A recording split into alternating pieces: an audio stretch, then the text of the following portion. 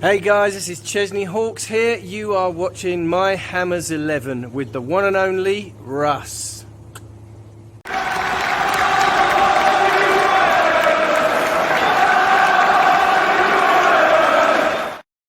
Hi everybody, Russ and My Hammers 11. Hope you're all safe and well. If you're new to the channel, please consider subscribing, hitting the bell icon so you may be anytime we put new content on. As always, we'd like to thank our lovely channel sponsors, Untuck It. Check them out in the description below. Almost Father's Day, so don't forget. I hope Sebastian's kids have sorted him out for Father's Day as well, because that's very, very soon. I didn't even know it was Father's Day. When is it? Sunday. It's Sunday, man. Well, I think my missus mentioned it, but I already forgot. I hope they got something for me. Hopefully. Yeah. Hopefully. I need a new pair of boots. There we go.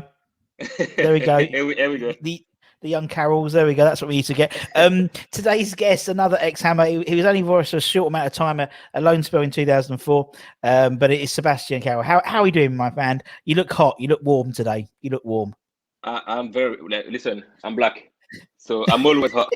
And then this 27 degrees. I'm not gonna complain because it's not like we've got that many of that often this weather in the UK. But yeah, as we always complain, as any human being, it's a little bit too hot, but it's really nice. And I've heard someone said that this is the last day. It's gonna be raining for the next 7 to 8 days. So let's just enjoy it. Let's just enjoy it, because as you said, in about 3 or 4 days' time, we'll be moaning that it's raining and it's like June and we're raining but yeah, at least we can enjoy it. I know what you mean. I like it hot, but not this hot. A couple of days and then a couple of chill days. I'm not very good with heat at all, but I'm not in the tank top just yet though, Seb. I'm not in the tank top just yet. Well, you could. You're nice, I'm sure. I could get away with it. Yeah, of course you could. That's the beauty of working at home. I could walk around my pants and no one would know. But how are you, apart from being hot, Sebastian? How are you? How the family? Are you well? Yeah, I'm very well. All my family. Thank you for asking, but all my family is well. I got 3 boys at home. Thank God they're back at school now. And Miss is happy, so no, everybody's fine. Thank you. Yeah, very good, very good. And did I say on Instagram? Is it one of your boys? Is he at Leeds or something like that? Wasn't he? My oldest one, he's 16 years old. He'll go into his second year school at Leeds. He's been full time for a year, so he's doing well. He's had a good season, so fingers crossed he'll get with under 23s next season, and why not first team? Why not? And it must be lovely as well, because I mean, obviously you played a lot of games for Leeds. You played for Leeds as well as West Ham and Brighton and various others. But it must be nice when you see your lad, progress into the career that you had. Absolutely. And I always thought that I had some unfinished business, like whether it was at Monaco, West Ham, Brighton, and Leeds. So I'm glad for him to take over. I'm glad he doesn't have to carry a big name. So I haven't had a huge career. I'm happy with what he's got, but I don't have a huge career, so he doesn't have to carry a big name, so he can make a name for himself. That's really cool. That's a really lovely way to think of it, Seb. That's a really lovely way to think of it. But I mean, as you said, you played at obviously the Monaco, and you played for, if you looked at this your clubs, it's an impressive list of clubs you've played for. And to be honest, even I know, we'll talk about the loan spell at West Ham, and obviously, it's a West Ham channel, so that's what we tend to talk about. But even though you only made a single appearance, that's one more appearance than the millions and millions and millions of fans around the world would have loved to have done. So I know it doesn't seem it, but it was like, for me, if they gave me 20 minutes on the pitch against Crewe Alexandra, I'd be made for life. You know what I mean? So I know it's one of those things. I know the feeling. You've got to enjoy it. Yeah, you've got to enjoy it. Yeah, you have to. And also it gives you, as you said, it gives you experience to then talk to your, to impart on your son, how he has to embrace every minute he can get on the pitch, because you don't know how many you're going to get. Yeah, exactly. That's very true, and that's even more why you need to enjoy every single minute. Like every time you're on the pitch, it doesn't matter, that training, just work hard and enjoy it, because it doesn't last long. I know people will say like 10, 12, 15 years career is a long time, but it's not.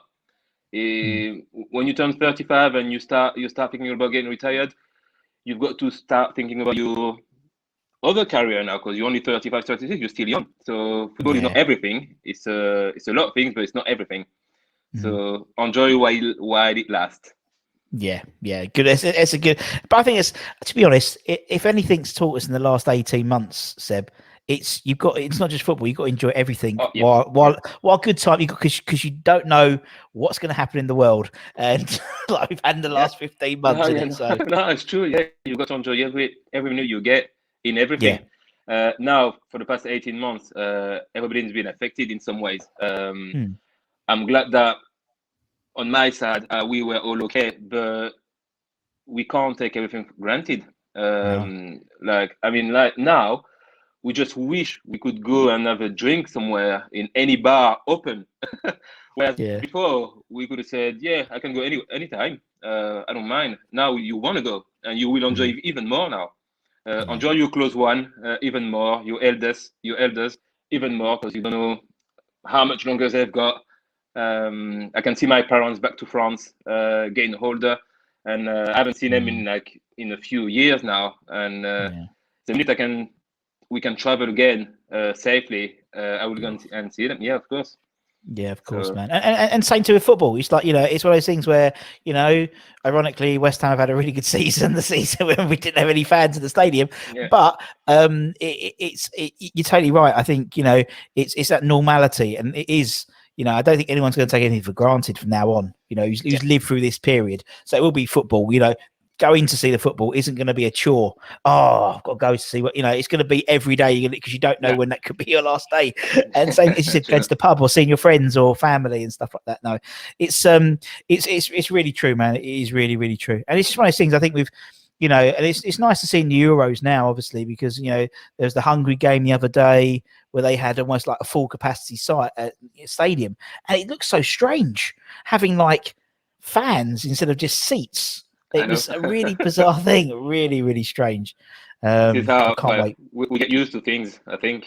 So I think we got used to the empty stadium. It's not nice, but I think we got used to it. So now that stadium can take a certain amount of capacity, we get like, oh, wow, that looks nice. I can't wait until it's like full of people. Exactly. It's so true. We managed to desensitize ourselves to having no crowds in the stadium very early on, I think, and having crowd. I remember once, I think in Christmas, I think it's over Christmas time, where we had a little bit of an easing of lockdown, and I think a lot of the London clubs had a few thousand fans, and I remember like watching it on Sky, trying to switch off the crowd noise, but it wasn't. It was actually a crowd, and I wasn't used to it. So I was like, "That's well weird." Just like having like people actually singing and chanting. But no, it's all as you said. Hopefully, fingers crossed, things are starting to get back into some sort of normality, wherever that may be. But anyway, let's talk about West Ham. That's what we do. No problem. So the first question I would ask Sebastian is obviously you signed on loan 2004, I think February, for a 3-month loan, 3-month spell. Why? Because obviously you're at Monaco. How did that work? Because like I never understand the mechanisms of a loan deal. Well, a transfer, permanent, but a loan deal. Well, mine was a bit strange. It was a combination of me not getting as much game time as I wish at Monaco. Even though I was involved in everything: league, cup game, Champions League. I was there, but I guess I was being impatient, and I wanted to get more minutes on the pitch. So how it happens is I spoke to Didier Deschamps at Monaco. He was our manager at the time, and I said I might have an opportunity to go in Championship in England. To West Ham, so I need to go and visit the club for a couple of days, and he allowed me to go. So I went there. I had a couple of training sessions. I think I had one friendly game with the reserve team, and then after that, Alan Pardew wanted to sign me on loan, and we are talking back to mid January at this time, so mid transfer window, winter transfer window, and then what happened is. They couldn't find any sort of financial fee for the loan because obviously West Ham wanted a free loan, Monaco wanted a fee. Wanted a fee for the loan. So by the time they agreed on something, 2 weeks happened, and Alan Pardew, I think, got Joby McInnough at that time. Yeah. And on the last day of the transfer window, my agent called me for 4:30 in the afternoon. I said, "We got something sorted. Get down to the office and sign." And thinking now, I shouldn't have done it. Yeah. I will explain why. Yeah, sure. And so I've signed it anyway. So I happened to get to West Ham a couple of days later. But given the fact that I only had one game, not even one game, one appearance, I think against Yeah. Crew Alexandra. Yeah. I think I played 10, 15 minutes at the end of the game. The fact that I didn't get what I came looking, which is minutes on the pitch. Of course. You're thinking back and you think, okay, we've got about 55 games to play with Monaco. There's our Carling Cup, there's our French Cup, there's Champions League, there's the league. Now that I'm a little bit wiser, you're thinking, okay, why didn't I stay at Monaco, be patient, and be involved in this amazing campaign that the club had? So I took part in the first part, in the group stages, but I didn't take part in the last part, which was the most exciting one. And it's a big regret. And when you think that the 2 weeks that happened between when I came to visit the club for a few days mid-Jan and end of transfer window when I was asked to come down the office and sign, regardless, you're thinking, okay, well, Alan Pardew got Joby McInnough. He got a couple of lads in. He doesn't need me anymore. So you should have thought about, will I get the game time that I want? And the answer would have been, okay, probably not. But yeah, I had faith in my agents. They said, don't worry about it. We get something sorted. You'll play. Never played. So that's how the loan happened. This is how the deal happened. After that, I had a couple of meetings with the manager, Alan Pardew, at the time. I think after a month, when I realized that I wasn't getting any minutes on the pitch, I had a meeting with him. Couldn't really speak English, but I could get around it. Gotcha. I had a couple of meetings with him and say, well, Gaffer, if you don't need me, should I go back to Monaco? I think we had is it Andy Miller from Liverpool. We had him on loan. The striker. We have Neil. Oh God, yeah, we had loads. We had quite a few that time. Yeah, I think we have. I think his name was. It was Andy Miller. Is he Miller? Oh, Neil Miller. Yeah. We had Neil Miller. Was it Neil? Sorry, Neil. Yeah. So on loan from Liverpool, striker. Yes.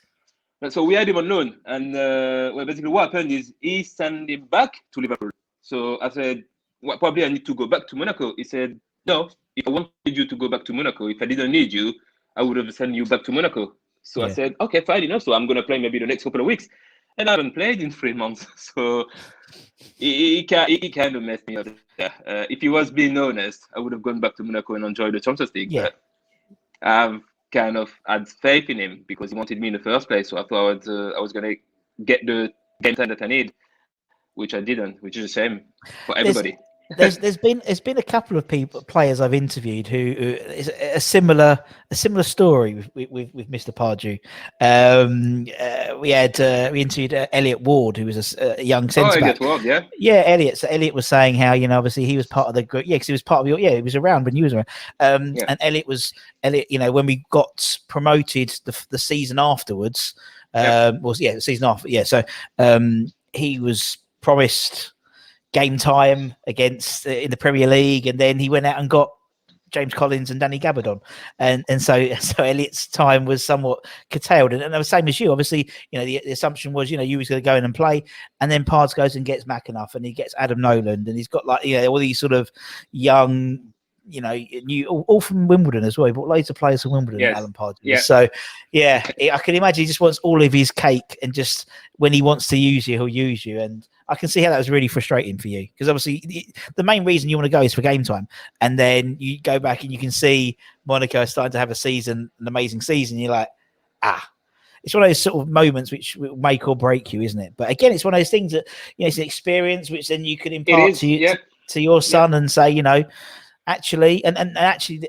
I've been doing a lot of research into our old players, and a lot of players we've signed, and they've a similar thing. They want game time, and so they jump at the chance. And actually, maybe they should have waited. And as you said, it's all part of the tapestry of life, isn't it, Seb? Yeah. To be honest, man, it's all so. But I mean, it's a story to tell, isn't it? And it means it means It is, yeah. it means you played at, and if you didn't play at West Ham, you might have had game time at Brighton and Leeds and stuff like that as well, because you were sort of there or thereabouts around here, and obviously you're still in the UK now. So that one mistake, you could have still been in Monaco sipping on champagne, at the side. No. Yeah, that's why when I said I'm like I don't regret, because I know what you mean though. Today's mistake makes the man I am today, and I'm in a good place. So no regret. It's just that thinking back, and of course now that you mentioned it, I can be a better advisor for my son, which who takes the same path as me, as to which question you should ask yourself before you choose to move somewhere, or making better decision for yourself. Yeah, exactly. In life in general, not just in football. Yeah, totally. I mean, it's in life in general, changing jobs, changing a house, moving home, and sometimes actually the grass isn't always greener on the other side. Exactly. Yeah. And that's actually really refreshing to hear, Sebastian, as well, because sometimes we talk to a lot of players and they go, "Oh, I love my time at West Ham," and actually from a purist football perspective, it's probably in hindsight, you could have stayed at Monaco and played a lot more games, but it happened, and you got to experience the lovely West Ham experience I did enjoy it. I've got some fantastic memories. I mean, my first time at Upton, because I moved into Upton Park Hotel, so I had a fantastic view on the pitch. And cool. So you at the actual hotel in the ground? Yes, That's a weird place. It was a weird place, wasn't it? It was very strange. It was, but I found it fantastic. First game, the atmosphere of stadium. I mean, I know it doesn't exist anymore, but I just get fantastic memories from that. And that was my actual first experience in the UK. And even though my wife didn't really enjoy it, because she was pregnant and she wishes she could be in France, I did enjoy it football-wise. I wish I could enjoy it even more if I was playing, but I did enjoy it. Every single training session. Every time, even if I was at the bench, my game in a reserve, and this is where it's really a shame, because if I remember my game in a reserve, I was really performing. I was scoring goals, some amazing goals if I remember correctly, and I thought I deserved a chance, a better chance. Didn't get it. It's okay. It's okay now, but I never gave up. I tried. Yeah, and I think that's the thing. I mean, as I said, it's also experience, isn't it? And I mean, arguably going to West Ham, you had the experience of training and training with people like, I know, Thomas Repka, for example, and people like that. All these strange, all these fantastic characters, which again, just and obviously he had some sort of older players as well, like Brian Dean, who had been around the game, and as I said, the young boys, Michael Carrick, went on to be a fantastic player, and you had some great players you trained with, and as you said, even playing reserve teams, and it must have been, I could see. Also, particularly if you're playing so well for the reserves as well, you're like, come on, Pards, come on, Gaffer, sort it out. Playing for the reserve, I could have played in the reserve at Monaco. It's the same. It's exactly the same. Come on, Alan. Exactly. But I know it's only a small period. But obviously, there was a lot of players you trained with, and obviously played reserves with, and stuff like that. So what we're trying to do on this show, Seb, is we put together an 11. So the idea is we put together an 11 of the players you enjoyed training. Oh, bloody hell! Look at you. You can tell. Do you know? I like that. You've taken time. I like that when there's a bit of paper. I remember good, the players I've played with, I've trained with, but I just went back on the 2003-2004 squad just because some people were on loan, and I don't specifically remember them sometimes. Just names. So love it. Got the names back, and I got my 11. Okay, right. Who's in goal? Seb? Bywater. Oh, Stephen Bywater. Oh, Steven crazy as a Barrow. bag of spanners he is. I love Yeah, Stephen by the way. crazy. He wasn't he wasn't the first team keeper at the time, the first choice. But he's a good lad. Oswald helped me with translating as well. Really? Very good lad. Yeah, helped me a lot with trying to explain things slowly when Gaffer was talking too fast for me.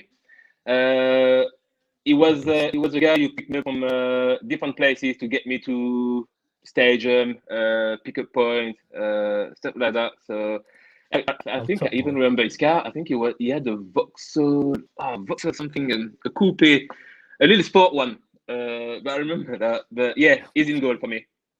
Oh, I love Stephen. He's such a lovely guy. When I interviewed him, he was just so like genuine.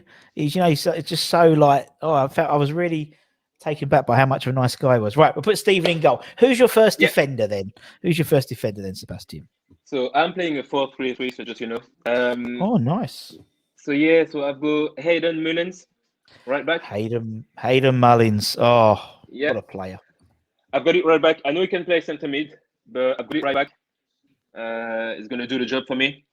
My two centre back will be Anton Ferdinand and Christian Yep. Daly. Oh, very good. Right, let me find the names. I've got to find the names. Anton Furter. I love Anton. He's another one. He's just such a lovely man. And Yeah. Christian Daly. Oh, the love of my life, Yeah. Christian Yeah, Daly. he was our captain. Yeah. And I think the pair goes well together because you've got Anton with a little bit pace. And Yeah. Christian, experienced centre back, long time in the game when I came in. So no, they are my two centre backs. And did you understand much what he said? Because obviously being Scottish as well. No, forget about that. No, I could barely understand the London guys. So no, Scottish, That's what Irish. I mean. Oh, Christian. Oh, you didn't have a chance. Oh, bless him. He could yell, shout at me. I said, well, you can go on forever. I don't understand. Oh, bless him. And I suppose, yeah. I suppose it's something that people don't necessarily think about. Is obviously, as you said, you didn't speak much English as well, and so I remember I spoke to another actually French player the other day, Sebastian Schemmel, who played for us for for about 3 seasons, and he said that a lot of the players tried to learn French, but they weren't very good at it. Yeah. Did the same thing happen? Were people trying to sort of help with a little bit of French? They've tried, but the only word that was coming out of their mouth was swear words. So no help at all there. That's the same as any kid. Or it was voulez-vous coucher avec moi? This is all I could say. That's such a West Ham thing. Oh, that's brilliant. I love it. And that's so true, though. But it's the same as when you're learning. I mean, my daughter's 8. And so she told me yesterday that the boys are starting to look up rude words in the dictionary. And it's just that's like a rite of passage. It's the same as when you're a kid. The first thing you do when you learn a language is learn the rude words, don't you? So Loon had to say mad, and that's it. That's the only one I know. I did GCSE in it. Right. Okay. So if we put Christian and Anton in the centre back positions, who's going to be left back then if playing forward? So left back would be John Harley, was on loan from Fulham.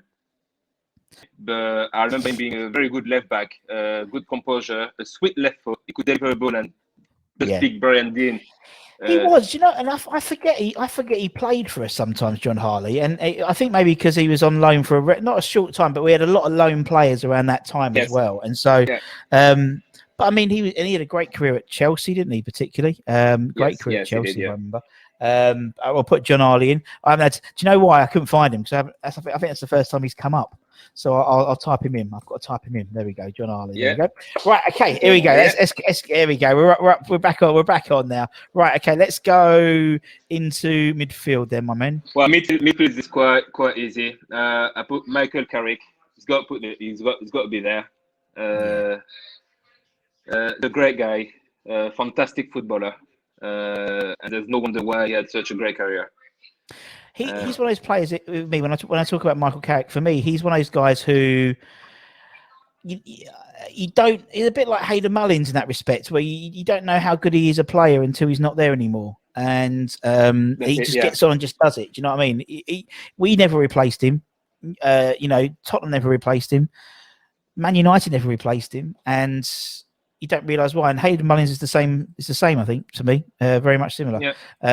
Right. So we put Do you know Mickey where Carrick. Do you know where he impressed me a lot? This is the first player I've seen taking corners with his right foot and then corners the other side with his left foot. And I'm thinking, which foot is it? Come on. So no, this is the first time this is the first player I actually seen with my own eyes taking free kick with different foot. Doesn't matter which. Wow. That's fantastic. And that Marks, that's a phenomenal player, isn't it? A player who can do that. Yeah, exactly. Right, okay. Mickey Carrick's in, man. Who is next? So, yeah, Mickey Carrick. So next to him, I've got Nigel Reo-Coker. Nigel Reo-Coker. Where's Nigel? I might have to type him. No, there he is. There's Nigel. Yeah, Nigel. What did you think of Nigel? Did you like Nigel? I like Nigel. He's a funny character. I think he's how do we say? Is it bipolar? He's got two personalities. So one on the pitch and one outside football. Yeah. When he's on the pitch, he's that nasty, naughty player. Yeah. But he's such a nice guy outside football. I mean, I'm still in touch with him. I got back in touch with him when he was at Montreal. Yeah. In Canada. And so he said, Seb, we've got to link up. You got to come back. I said, you're 7,000 miles away, man. I'm not going to come back soon. But yeah, no, he's a fantastic guy outside football. But on the pitch, don't mess with him.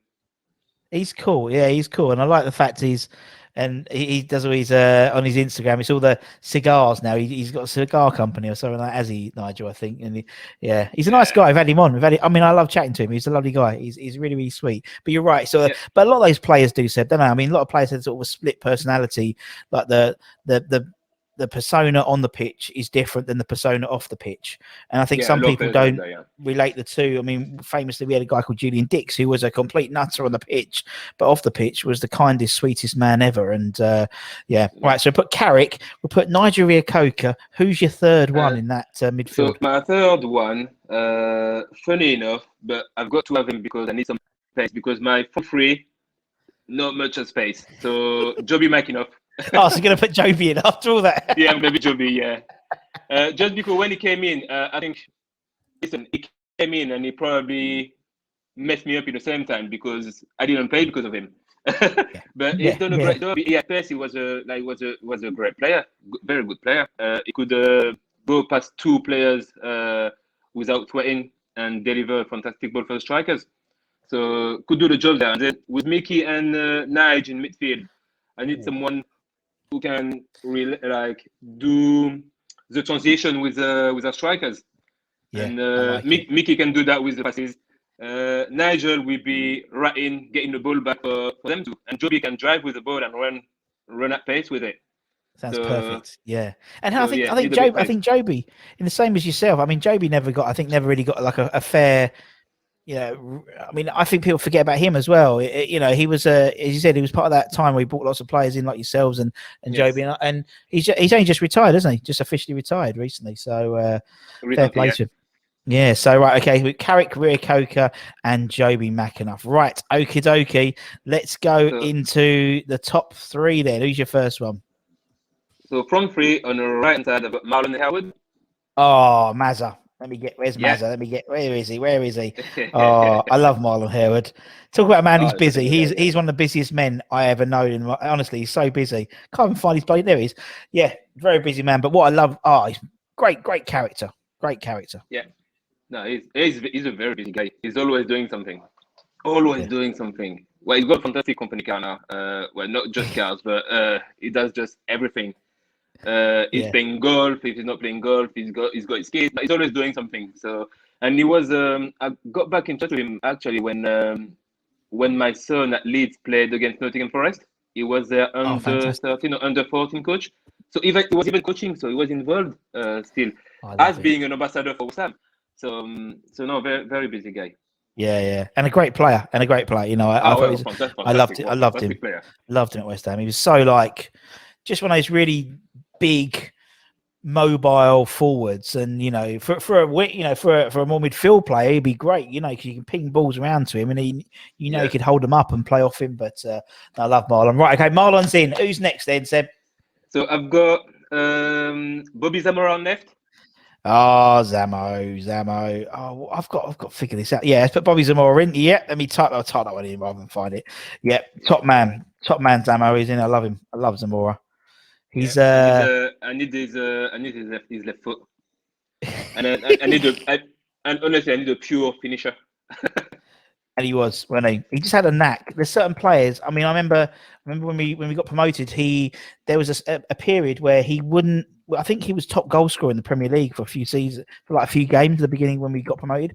And I don't remember Bobby scoring like a normal goal. It would like deflect off his head or his chest, but he just had a knack, and he had a knack. He'd score wherever he went. He'd score goals, didn't he, man? Exactly. Wherever he went. Pure scorer. Okay, so we got Harewood, we got Zamora, we got one more spot. Who's he going to be? This is Brian Dean. Brian Dean. Oh, yeah, Brian Dean. Just the tower. This is Brian Dean because he's a friend. I like him. Came to my house a few months ago. We live close by. So the good friend, the good guy, and I need a tower.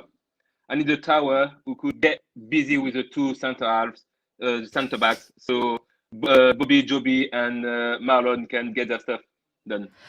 I love the way there's been a lot of thought with this, Seb. I really appreciate the thought that's gone into this. And I think also someone like Brian Dean as well. Again, he was a really, really important player to us for that period when we were at West Ham. When we were sort of in that league, in the Championship or Division 1 at the top. We was in that league, and it just. We needed someone, as you're totally right, like a focal point, someone who's going to mix it up with the defenders a little bit, and just because I think we had he was around for a few months. We had quite a young squad, I thought, in terms of our experience. Even like the Wimbledon boys who came in, they weren't particularly experienced. We had Christian Daly, we had people like Thomas Repka and people like that, but it wasn't like loads of experience. I think Brian Dean was really useful for us, a really, really useful player, and definitely helped up. But it wasn't easy. It wasn't easy to pick because I could have gone with Don Hutchinson. As for Joby McKinnon, I could have. Instead of Naj, I could have put Matthew Asherington as well. Well, there's a lot of players I could have put there, but of course there were some great players. It's hard to pick. And I love, but as I said, I love the way there's been a lot of thought. I'm just trying to upload it at the same time. There's been a lot of thought gone into it, my friend, and that's the thing. You're like, it's not just individual players. You're like, right, okay, well, he can play off him, and he can do that, and and there we are. There's the team. Yeah, I've had to. Yeah, that's it. Nice, I like it. And some new names. I don't think John Harley's been picked ever, and we've had over 500, mate. So that's impressive. So I like that, man. That's good. Oh, nice. Seb, man, okay, well, I appreciate it. I told you I was going to do half an hour. I've done 33 minutes, so I apologize for running over 3 minutes. It's fine. It's been fun. I've enjoyed it. It's been fun. Thank you for having me again, Russ. Honestly, I'm sorry we had to reschedule so many times, but at last we've done it. And then, we've done it. It's in the bag, mate, and everyone will enjoy it because I think it's important that whether someone's played once or they've played 799 times. The fact that you've worn the claret and blue, Seb, so you're one of us, man. So that's the main thing, and you always will be, man. Always down in history. So thank you so much, my friend. No, thank you. It's always as you said, I've only played once, but it's always nice. It's a nice feeling to get remembered. Anyway, I totally get that, man. I totally get that. And obviously, thanks everyone for watching. For myself and from Seb, take care, everyone. Stay safe. Wash those hands. Get those jab appointments. Come on, you irons, and we'll see you again very, very soon. Yes. Take care, everyone. Yes, Seb, that's it.